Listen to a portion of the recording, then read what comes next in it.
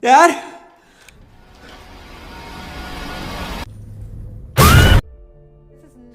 Hello everybody, gimana kabar kalian? Sehat? Wifi tetangga belum mati password? Mudah-mudahan. Film bertema horor emang selalu diminati banyak orang, khususnya orang-orang yang berpegang teguh dengan keyakinan bahwasanya cinta bertepuk sebelah tangan atau ditinggal pas lagi sayang-sayangnya lebih menakutkan daripada makhluk astral. Di samping itu, film horor bagi sebagian orang bisa mengurangi tingkat stres saat sang gebetan direbut orang. Sat. Kali ini saya akan merangkum alur cerita film horor yang berjudul The Autopsy of the Jane Doe yang rilis tahun 2016.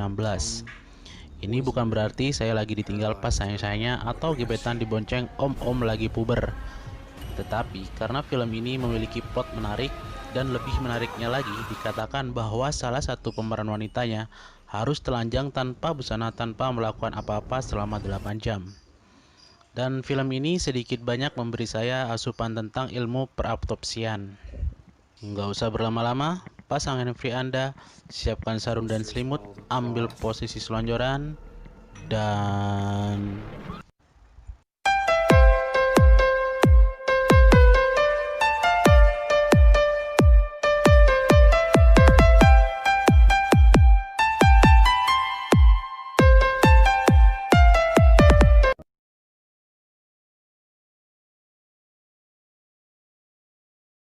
Di awal film kita akan diperlihatkan sebuah rumah tempat kejadian perkara, di mana satu keluarga ditemukan tewas terbunuh, tetapi tidak ditemukan benda hilang atau tanda-tanda masuk secara paksa.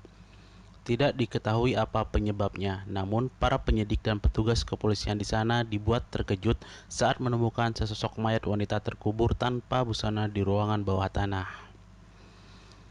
Berdasarkan hasil data, mayat tersebut tidak memiliki identitas dan bukan kerabat para korban. Para penyidik dan polisi di sana menyimpulkan bahwa untuk sementara dia adalah Jane Doe. Sekedar info, di Amerika sebutan Jane Doe adalah sebutan untuk mayat wanita yang tidak diketahui identitasnya. Dan film pun dimulai.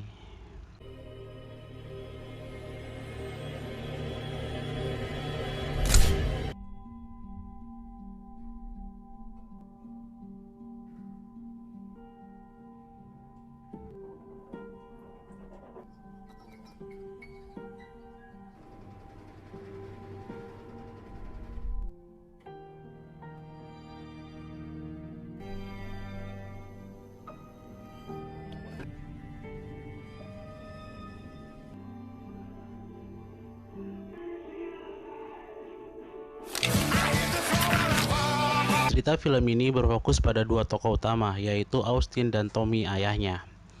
Mereka berdua berprofesi sebagai tukang autopsi atau koroner, dan ruangan autopsi mereka berada di ruang bawah tanah di rumah mereka.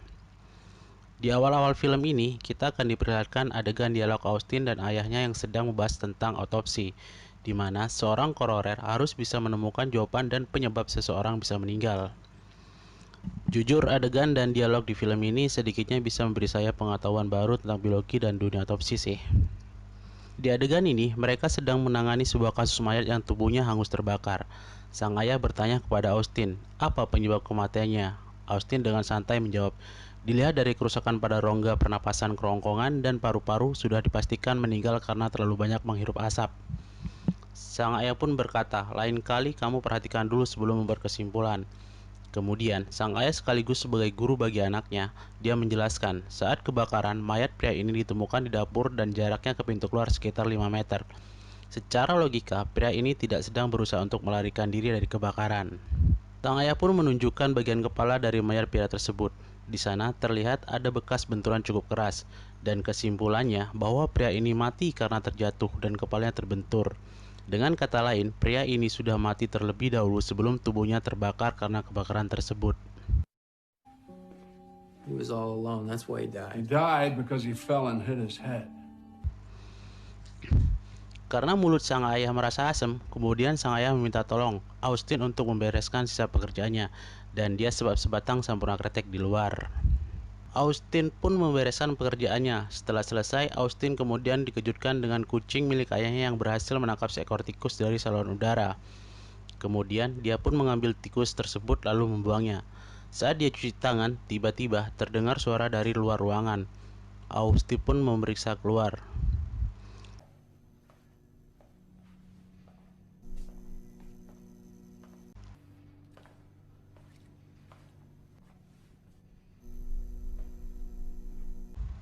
Tiba-tiba, Jesus Christ! pertama kali menonton adegan ini saya hampir jantungan sampai ginjal saya meronta-ronta coy. Dan wanita gak berhak ini bernama Emma. Dia adalah kekasihnya Austin. Austin kemudian mengajak Emma ke ruang otopsi. Emma yang baru pertama kali berada di sana minta izin untuk memperlihatkan satu mayat. Sang ayah yang tiba-tiba muncul mempersilahkan Austin untuk membuka salah satu peti dari lemari mayat tersebut. Are you?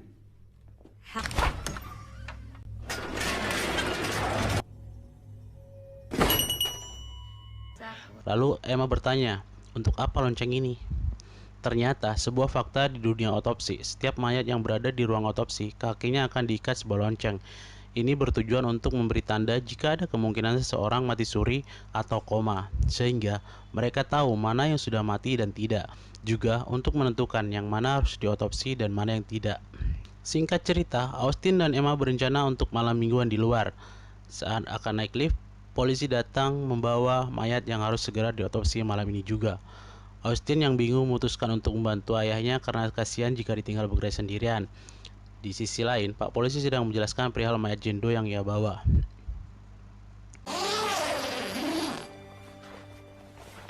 Dia mengatakan bahwa mayat ini tidak diketahui identitasnya dan sidik jarinya pun tidak ditemukan dalam sistem. Tiba-tiba si kucing mengeong tanpa sebab.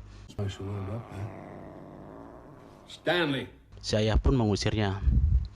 Kebanyakan orang kejadian seperti ini adalah mitos bahwa kejadian seperti itu pertanda buruk atau sesuatu yang tidak beres di sana. Itu sih pikiran masing-masing orang, guys. Namun, si ayah bukan tipe orang yang percaya dengan hal tersebut. Pak Polisi menjelaskan bahwa mayat ini sangat prioritas dan harus segera beres saat pagi hari.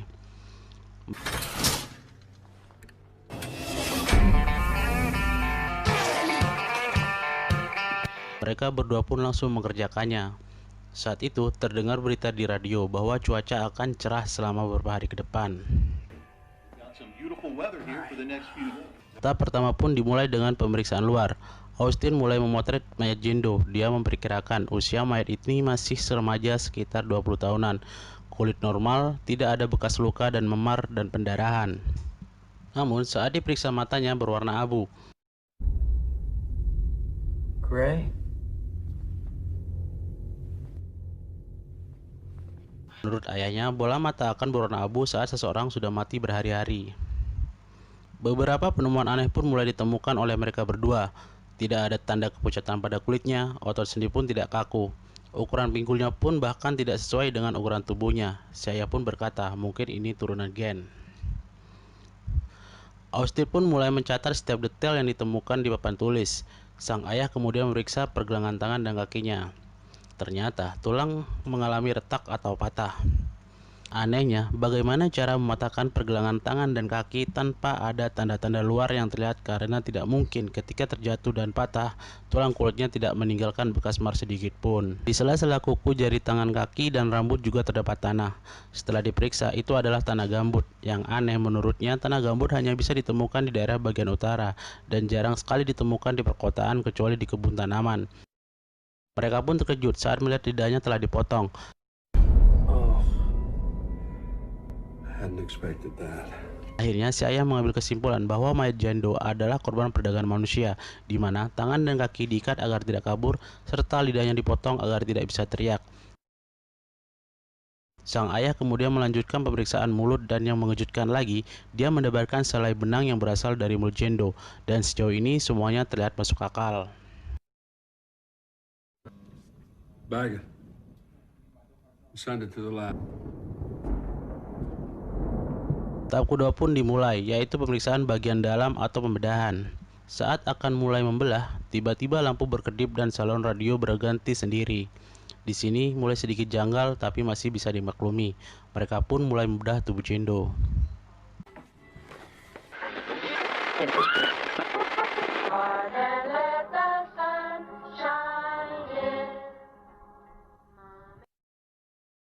Singkat cerita, tubuhnya pun selesai dibedah dan mereka menemukan sebuah fakta di mana organ dalam Jendo mengalami berbagai kerusakan parah seperti bekas luka dan hangus terbakar. Di sini baru semuanya mulai nampak tidak masuk akal. Logikanya, bagaimana melukai organ dalam tubuh tanpa meninggalkan bekas di bagian luar? Tiba-tiba terdengar suara seperti benda jatuh. Unless.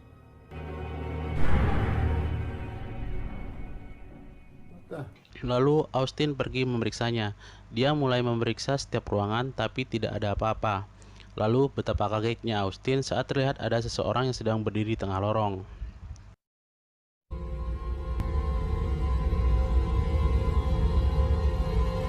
Saat diperiksa, ternyata tidak ada siapa-siapa.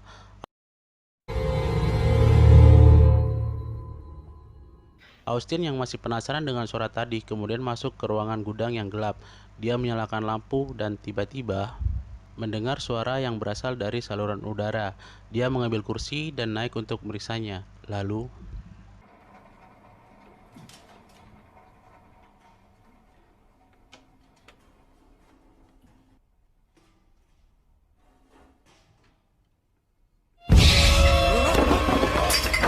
dia kaget dan langsung terjatuh dari kursi. Ayahnya pun langsung menyusulnya. Saat diperiksa, ternyata itu adalah kucing ayahnya yang sudah dalam keadaan terluka dan terlihat sekarat. Untuk mengakhiri penderitanya, si ayah langsung mengkremasi kucing tersebut. Mereka pun kembali ke ruangan autopsi. Austin yang terlebih dulu masuk kemudian membersihkan tangannya.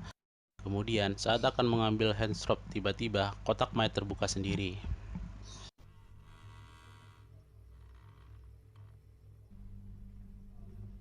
What are you doing? It all away. Mereka pun mulai melanjutkan pemeriksaan. Dari usus Jendo ditemukan sebuah benda aneh yang ternyata itu adalah sebuah bunga. Setelah dicek, itu ternyata adalah bunga ginsengweed yang bisa menyebabkan kelumpuhan. Di saat yang bersamaan, kembali terdengar berita di radio bahwa angin kencang bertiup hingga 96 km per jam. Dan kemungkinan dalam sejam akan turun hujan.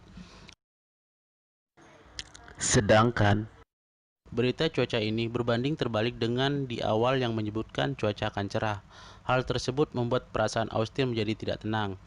Austin menyarankan agar pekerjaan dilanjutkan besok pagi. Tapi kata ayahnya, pekerjaan yang sudah dimulai harus segera diselesaikan. Ditambah, polisi ingin agar hasil otopsi yang sudah selesai besok pagi. Austin pun menuruti kata-kata ayahnya. Saat kembali melakukan pemeriksaan, lagi-lagi ayahnya menemukan sebuah benda aneh lain dari dalam tubuh Jendo. Dia menemukan sebuah kain pembungkus yang di dalamnya terdapat sebuah gigi.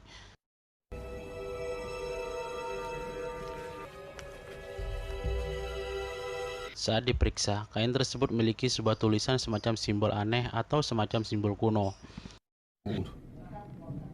Stomach acid should have. Sang ayah yang sedang menguliti tubuh Jendo meminta bantuan Austin untuk menarik kulitnya. Dan sungguh lebih mengejutkannya saat mereka melihat simbol-simbol aneh tertulis di dalam bagian kulit Jendo. Dari sini, semua sudah tidak masuk akal. Mereka berdua pun terlihat kebingungan. Di saat bersamaan, radio pun kembali mengalami gangguan frekuensi.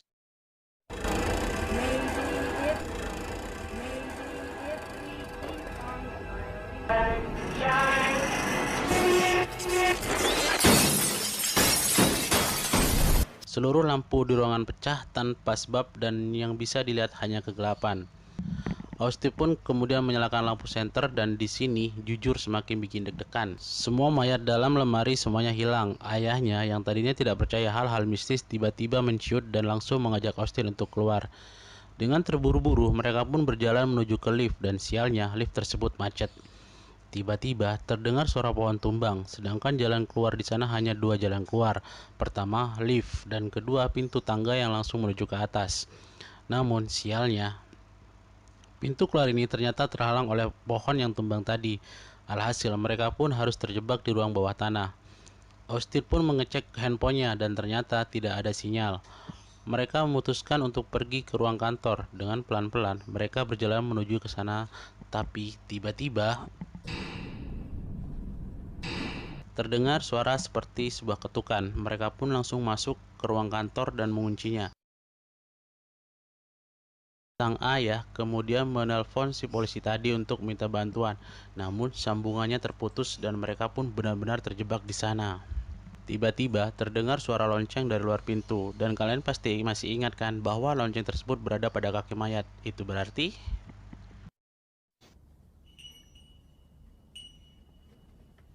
Austin pun mulai mengintip dari celah bawah pintu, dan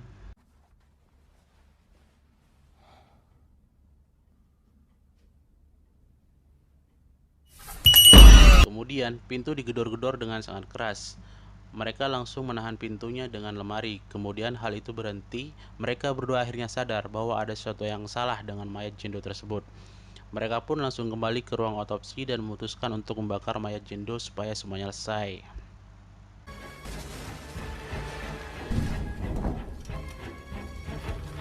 Tiba-tiba api yang membakar tubuh Jendo besar dan melahap seluruh atap, dan itu sangat aneh sekali. Sang ayah langsung memadamkan apinya, dan yang mengejutkan, tubuh Jendo ternyata masih utuh tanpa ada gosekan sedikitpun. Tiba-tiba mereka mendengar suara lift yang bergerak.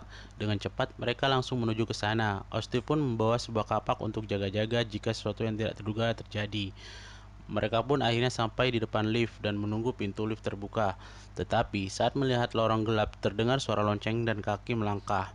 Austin yang panik mulai menekan tombol lift, namun suara loncengnya semakin mendekat dan lampu lorong satu persatu mati. Saya pun mengambil kapak itu dari tangan Austin. Tiba-tiba pintu lift terbuka dengan cepat. Austin menarik ayahnya masuk ke dalamnya. Akan tetapi, pintu lift tiba-tiba macet dan tidak bisa menutup. Saat lonceng tersebut semakin mendekat, sang ayah yang siap dengan kampaknya langsung menghantam mayat hidup tersebut. Akhirnya, suara lonceng tersebut berhenti.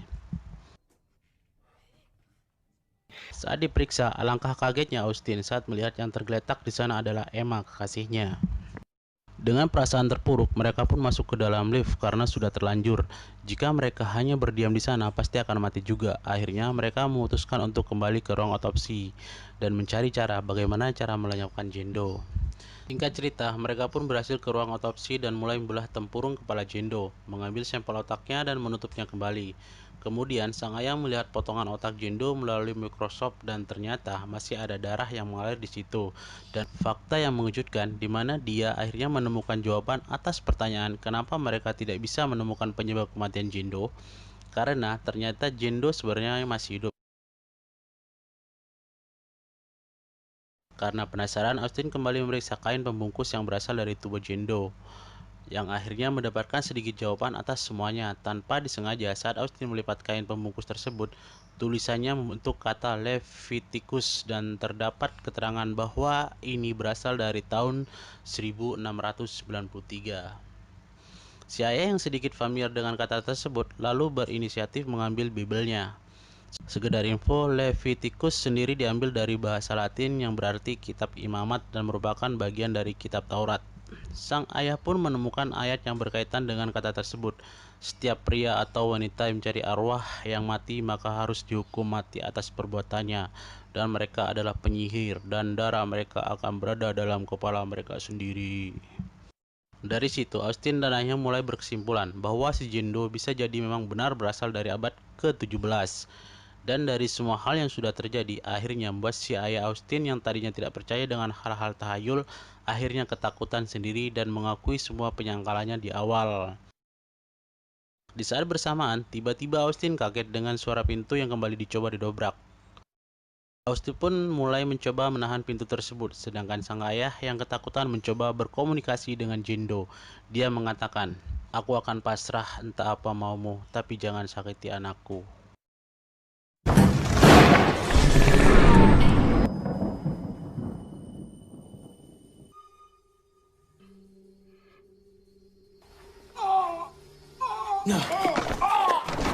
Tiba-tiba, si ayah merasakan paru-parunya seperti terbakar. Pergelangan tangan dan kakinya pun mulai patah dengan sendirinya. Di saat bersamaan, seluruh tubuh Jendo justru malah pulih. Darah yang keluar dari tubuhnya pun bahkan kembali ke dalam tubuhnya. Terakhir, mata sang ayah menjadi abu dan mata si mayat Jendo menjadi pulih. Si ayah lalu meminta Austin untuk membunuh dirinya agar penderitanya berakhir.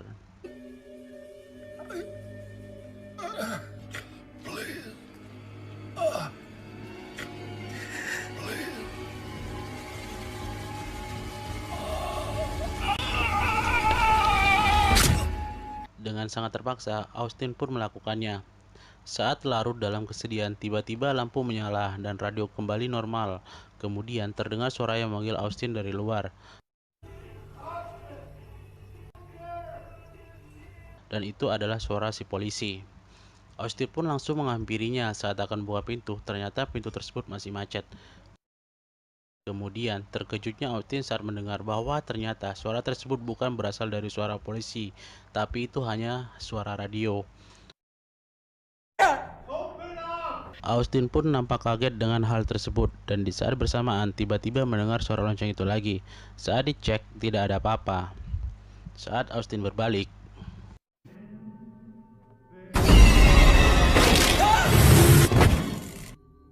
akhirnya Austin pun mati.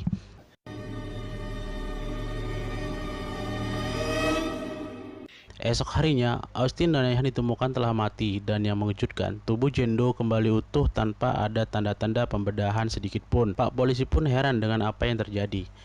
Di sisi lain terdengar berita di radio bahwa selama 4 hari berturut-turut mentari bersinar cerah. Pak polisi pun menyuruh bawahannya untuk membawa mayat Jendo dan memindahkannya ke tempat lain.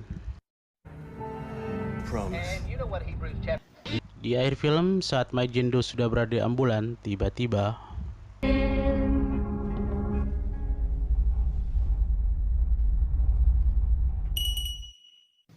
tamat. Kesimpulan film ini bahwa Jando adalah benar penyihir yang hidup di abad ke-17, di mana dari lekukan pinggul yang kecil menggambarkan bahwa wanita dahulu memakai busana yang kecil pinggulnya. Dan busana seperti itu pernah saya lihat di film-film, tapi nggak tahu namanya apa. Dan dibuktikan dari tubuh si Jando ada semacam mantra untuk mengikat kekuatan sihirnya. Bahkan lidahnya dipotong, kemungkinan agar dia tidak bisa membaca mantra. Dan ditemukan sebuah bunga yang bisa melumpuhkan tubuhnya. Namun bukan berarti kekuatannya tidak ada. Kekuatan Jando sendiri bisa memanipulasi pendengaran dan penglihatan hingga seseorang bisa terbunuh. Buktinya, sebelum si Austin dan ayahnya terbunuh, banyak kejadian dari lampu-lampu pecah. Namun saat polisi datang, rumah mereka seperti tidak ada kejadian apa-apa. Itu artinya mereka terbunuh karena pengaruh sihir si Jando. Semoga kesimpulan ini bisa sedikit mengobati rasa penasaran kalian tentang sosok Jando maksudnya. Sekian video dari saya, jangan lupa subrek dan like-nya. Nasi anget sambal terasi. Sekian, terima kasih.